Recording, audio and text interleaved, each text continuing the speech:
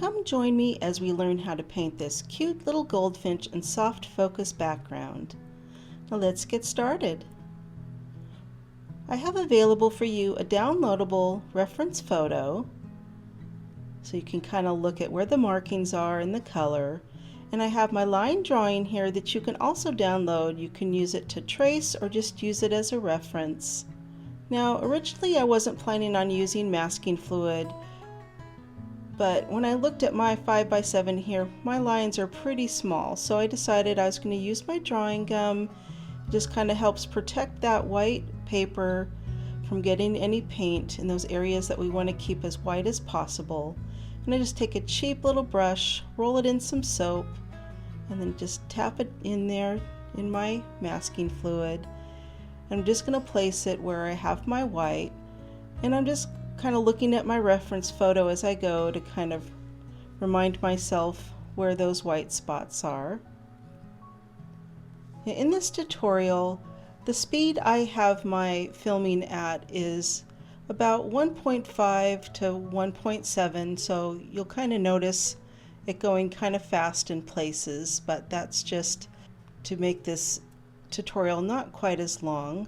The painting itself took me 2 hours to do, and I just don't have the internet speed that allows me to download a 2-hour tutorial, so I just kind of speed things up. The nice thing about these videos is that you on your end, you can speed things up, you can slow things down, or pause if you just need a moment to look at things. Once we have all our masking fluid down, I'm just going to wet my bird in the areas that I'm going to be putting the yellow, and I'm going to put that yellow up into the head of the bird. Part of that's going to be a very dark gray black color, but I want that yellow and the dark to kind of mesh together without like a real harsh line, so I'm going to allow that yellow to just kind of go up into the top of the bird. I'm just getting it very wet because we're going to be working wet on wet for a while, and we want that paper to stay wet. And I'm just going to put a very thin layer of that yellow down. I'm using Azo Yellow here. It's kind of a warm yellow. And this is going to turn quite pale after the first layer dries. So we're going to be doing many layers. I actually get goldfinches in my yard in the summer, and they're just too fast to get a really good picture of, but this picture is pretty accurate of what I see in my own yard. Maybe this summer I'll set up a tripod and get an opportunity to video and take pictures of the goldfinches.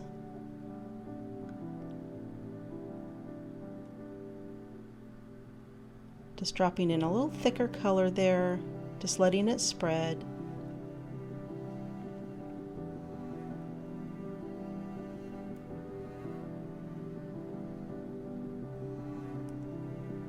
I let that first layer dry. I used my hair dryer to kind of speed up the process. And now I'm just kind of taking a watery mixture here. I didn't pre-wet my bird again, but I'm just taking the paint directly from the palette and just kind of adding it in the places that I see are a little bit richer in color.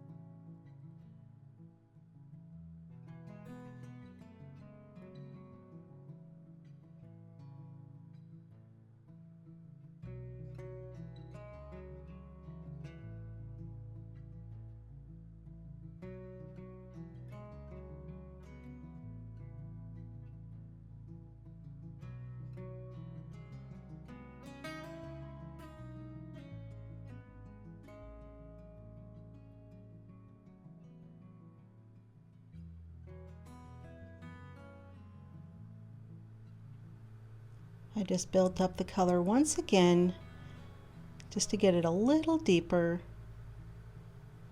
And now I'm taking a little bit of permanent orange and a little bit of burnt umber. You could really use any orange you want to. And I'm just going to kind of mix kind of a beak color. I don't want it to be too bright. So I'm going to add in a little bit of burnt umber on the second layer there to just kind of give it a little more depth. That orange is looking too bright. Just a little bit, kind of mix it in there. And once again, we'll be building the color as we go.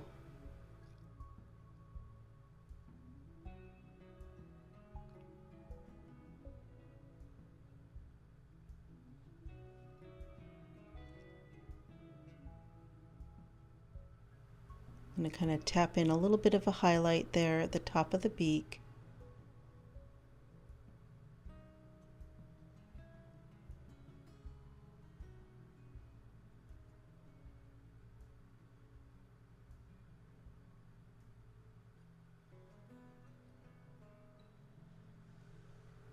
Now we're going to start working on the darker areas of the bird. Now I do not have black. I never use black and I kind of need a dark color here. So I'm going to use a neutral tint. It's kind of a very dark gray, and we'll just slowly build the color through layers. So I would usually advise to not use black.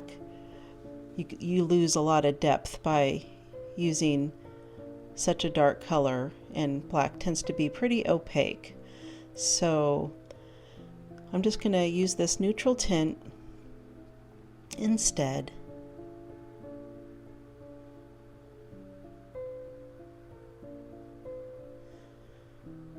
With each layer we're just going to see more depth. And so this first layer is just going to be really soft and watery, and it's going to dry really pale, but that's okay. Just picking a few places here and there to kind of add a little thicker consistency.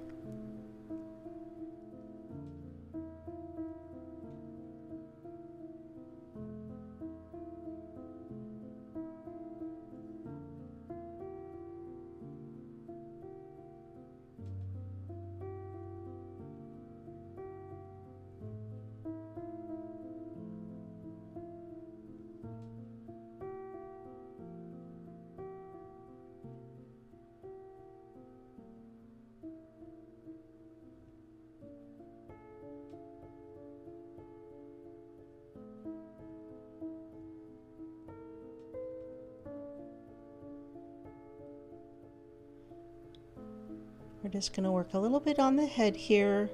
This part made me a little nervous. You put such dark color up there, and it's just kind of like a little partial mask that this little birdie has. And I'm kind of looking at my reference photo. I kind of got the shape a little bit wrong there, so I'm just going to tap out what I don't like, and I'll just kind of re-add it in there in the shape that I need. So that's what's nice when it's still very wet like that. You have the opportunity to kind of fix mistakes.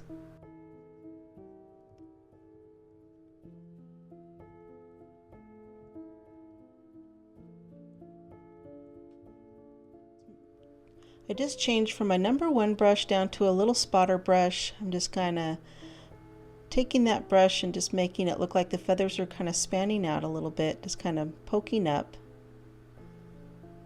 Gives me a little more control. I'm just going to take another layer of that neutral tint and just kind of add in a little detail. It's pretty soft. We want the hint that it's feathers. We don't need to see every little bit. And my wings here are still wet from the first layer, so it is still kind of spreading a little bit. Just kind of keeps it soft. If your paint is already dry, it's okay. Just add in this neutral tint, kind of watery, and we just don't want any like real heavy distinct lines. Just going to kind of soften that up.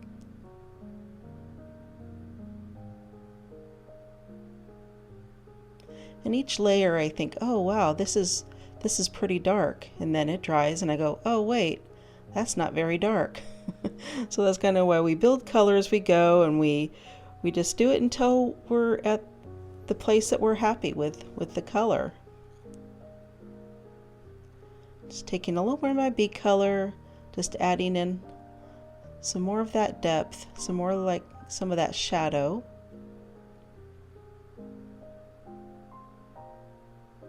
Took a little bit of water and just kind of softening that up a little.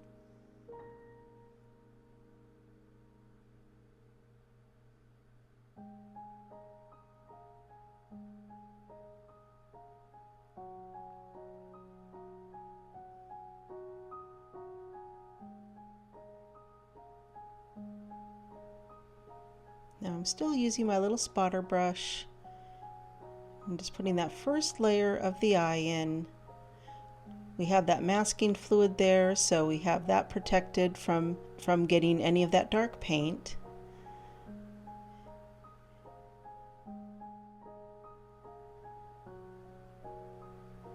We're going to let that part of the eye dry before we do the second layer.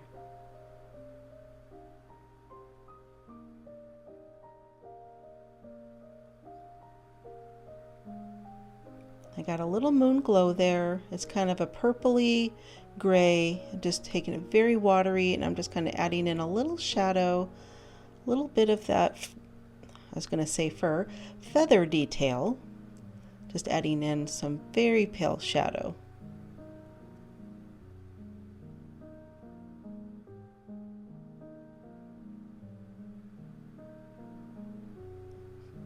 Just in a few places.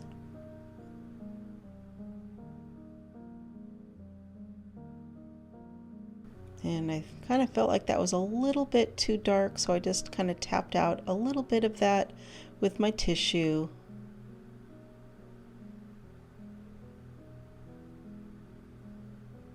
And here I go, adding in a little more depth of color. This is the point that I'm kind of realizing it would be beneficial to have a tube of black paint where I could just pick a few places to just get that deeper, richer color, but I don't, so I'm just going to keep building the color.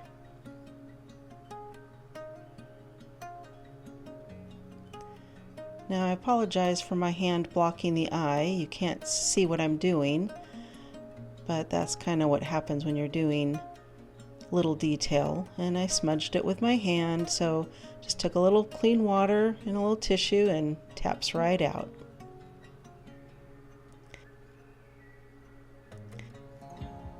I dried this with my hair dryer, and now that kind of warmed up the drawing gum, and it comes off very easily with my eraser.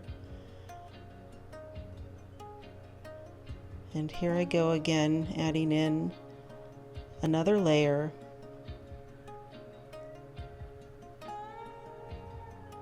I'm just not getting the depth I am wanting.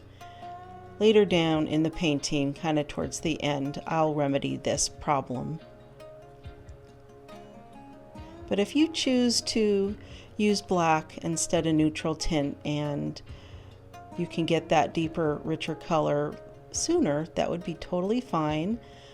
Just make sure you have your first layer very watery and pale, so you kind of do get that dimension and a little bit of a highlight here and there, so that it isn't just pure black and you kind of lose that detail. Just gonna finish up this eye a little bit, give it a little more shape.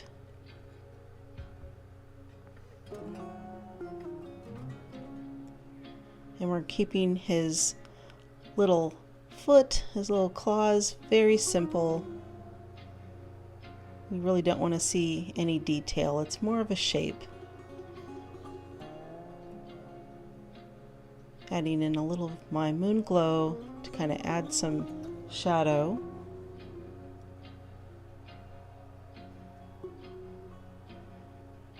I'm just placing water where we're going to put the branches. As it kind of works to the top, we're going to keep it a little paler where it just kind of goes into a soft focus. Just taking my burnt umber,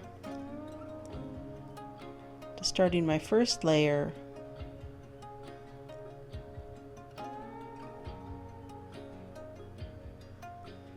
Just letting it spread softly.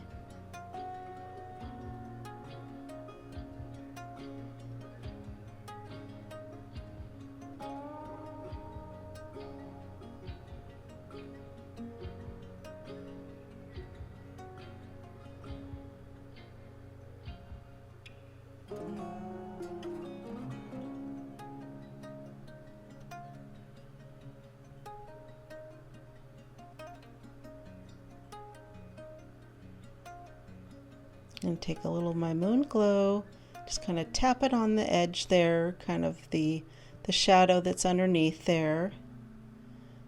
And just kind of let it spread in. Kind of creates a nice granulation and a neat texture. And with my first layer, I take a little bit of tissue. I'm just tapping lightly, kind of adds this little texture. And it really helps the branch look like it has kind of a branch texture to it in the end. And I'm just kind of going over with a second layer, just bringing that depth of color back.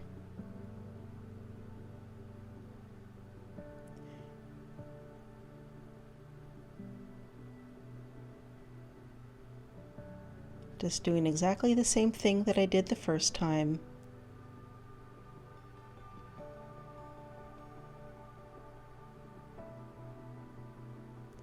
Just making those shadows a little deeper.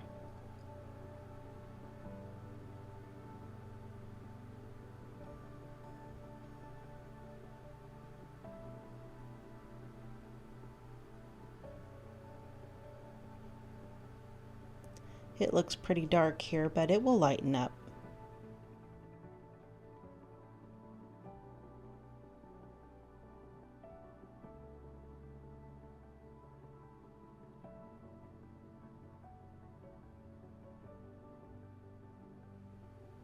My branch is still wet here, so it just kind of will continue to spread softly.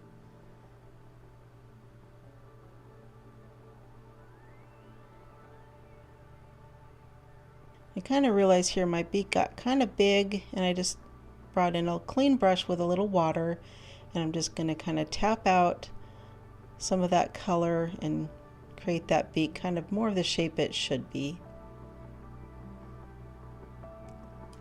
Not every mistake that we make with watercolor is there forever. There are quite a few things we can do to fix some of our mistakes. And now we're just going to work on that soft focus background. I'm just going to pre-wet that whole area. I'm just going to work on the left half first, because it's kind of hard to keep a whole piece of paper wet and doing the same thing on both sides. So we're just going to work on the left half first. I'm just going to drop in some of my Sap Green. Just let it float and spread wherever it wants to go.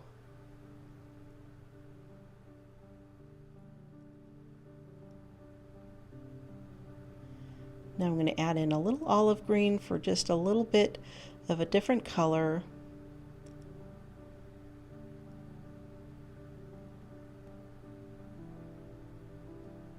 Just kind of taking a clean wet brush and just kind of fine-tuning where it goes up against that bird.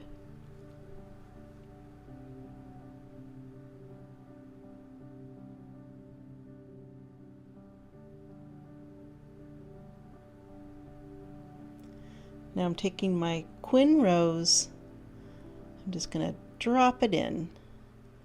Just let it spread. It can spread into that green. Kind of tones it down a little bit.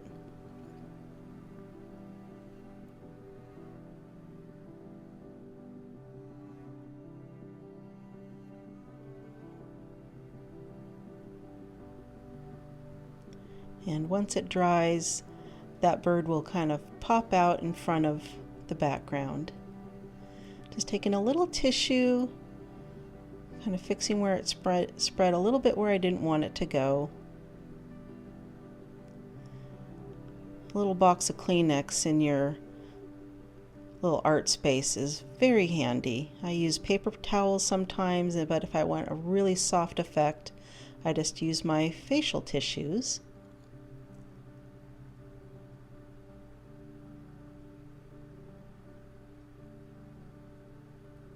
Just taking that tissue, adding a few little highlights, kind of making a little highlight on the top of those soft focus flowers. Just going to tap in a little more color. Our background is still very wet.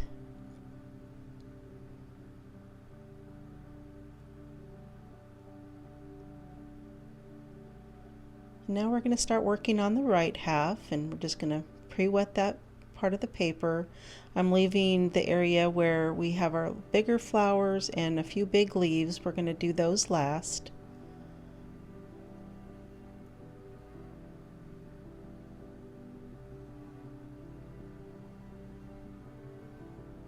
We're just starting with our sap green again.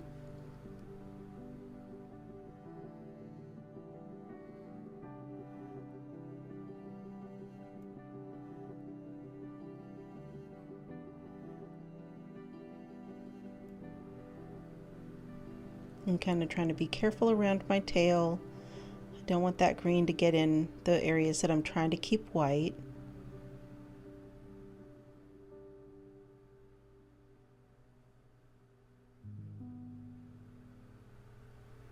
A little bit of that olive green.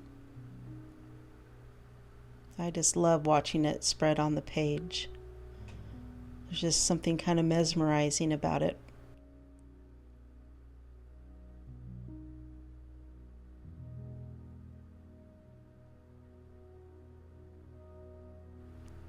Now it's time for our Quin Rose.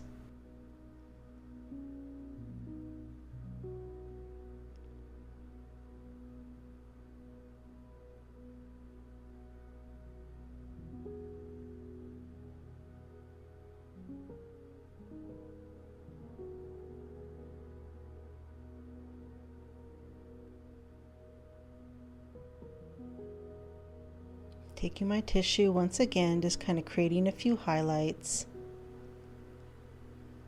It's almost like those flowers kind of glow in the background.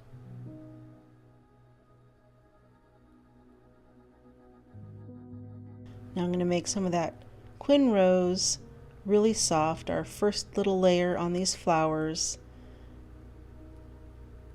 And we really don't want too much detail here. We want kind of the hint that we see petals, but we don't want to go, that's a petal, and that's a petal, and that's a petal. We just want it to all kind of flow softly together. And we'll do more than one layer where we'll build a little more detail, but we just want it to be so soft.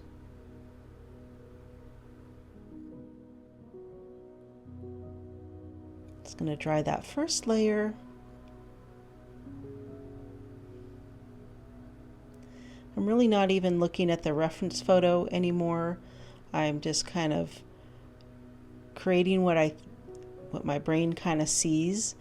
And so your flowers might look a little different than mine. You might want to make yours a little more detailed, or maybe even less detailed. But I didn't want to get too caught up in what the reference photo looked like for this background and for these flowers.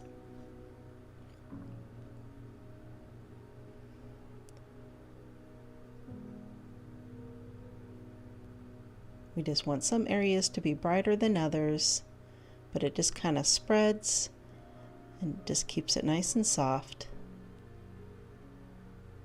Now I mixed a little of my Moonglow with that Quin Rose to kind of make a deeper color. It's almost a purpley color, and it's just going to give that flower a little more depth.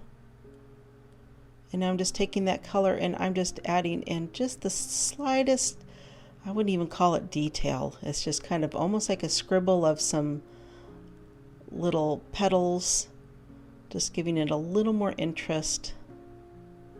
When it dries, you'll notice it, but you don't notice it, if that makes any sense at all.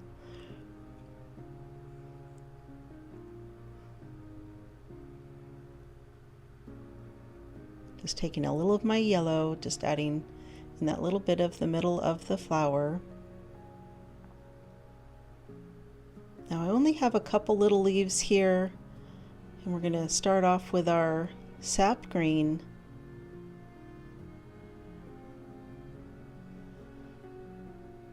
We want these leaves to be darker than our background so they kind of pop out a little bit.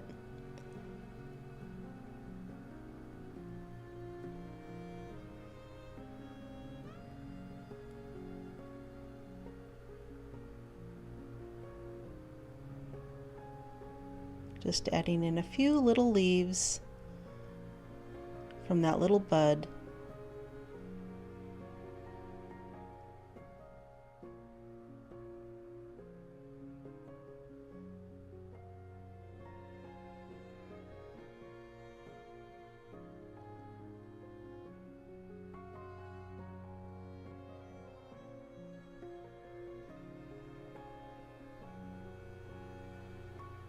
Decided to add a few more little leaves.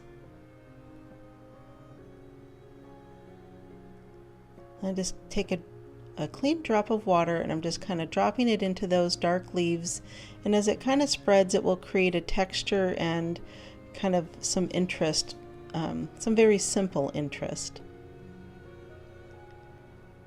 I took a little of my Moonglow with my Sap Green just to kind of create a little darker tone that can kind of be a little bit of a shadow.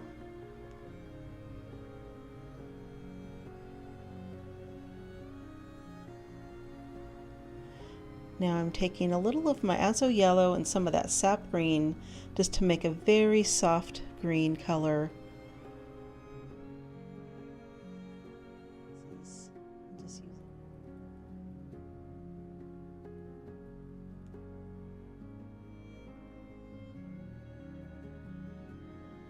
Every once in a while I just use a little water to kind of soften the edges.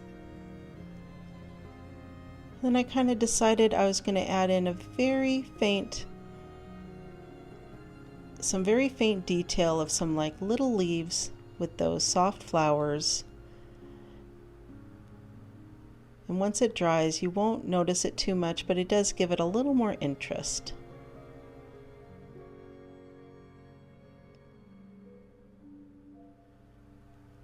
This wasn't something I needed to do or even knew I was going to do. It's just like sometimes you just get caught up in painting and you just go with the flow. You just add what you want.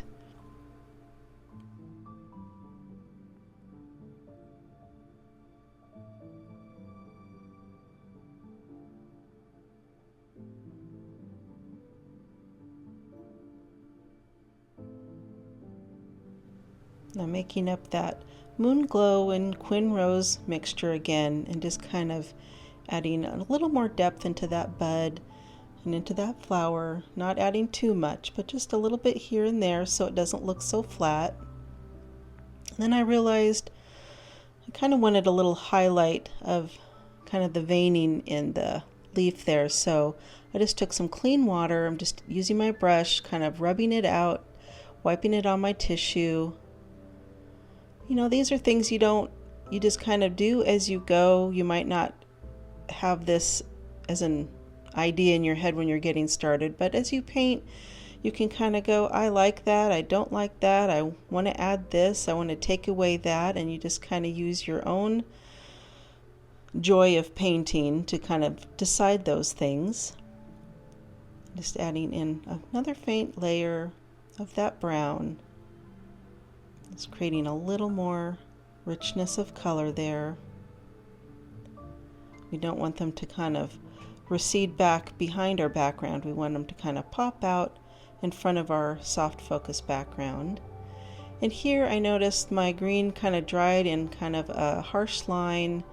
The shape of the head got a little wacky there, so I just softened that with some clean water and a brush. And I decided at this point I was going to add a little bit of my Micron pen. It's a 005. Just wanted to add a little bit of detail.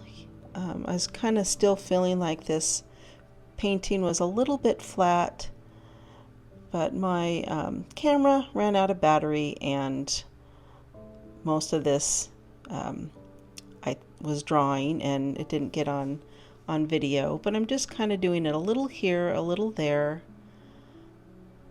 I love adding texture to the branches.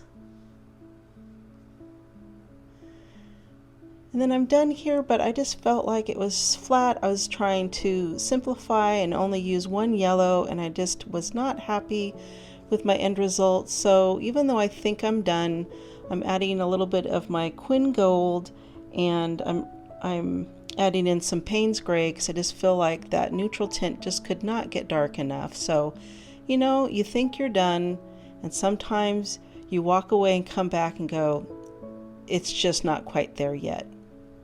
So I'm just kind of mixing a little of that Quin Gold and my Azo Yellow. And then I'm just going to add some more little shadows and a little more detail.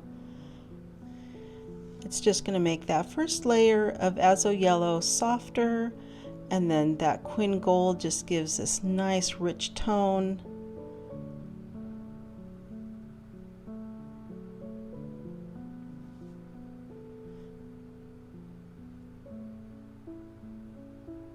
This is where I kind of wish I hadn't added any pen into the inside of the bird for detail. I should have thought about doing this Quin Gold first, but that's okay. Every painting is different, and we can look at something and kind of understand our mistakes and try to make it better.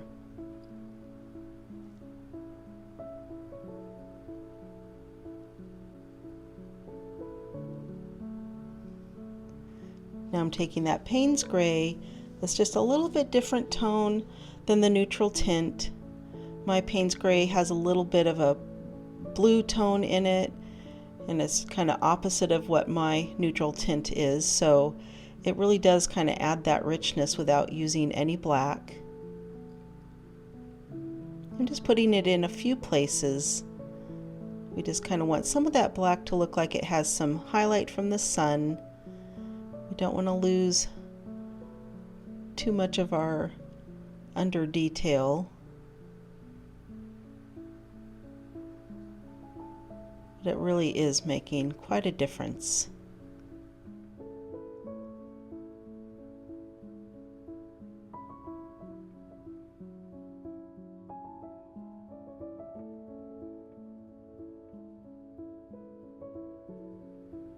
Just add a little more to his head, just in a few places. Almost looks like he has some little ruffled feathers. And just a little bit under the eye. Make that eye pop a little bit more. And there you have it, your sweet little goldfinch and your soft focus background. I hope you enjoyed this tutorial, that you learned something new, and that you want to try something new, and that you want to give this a try. See you on the next one.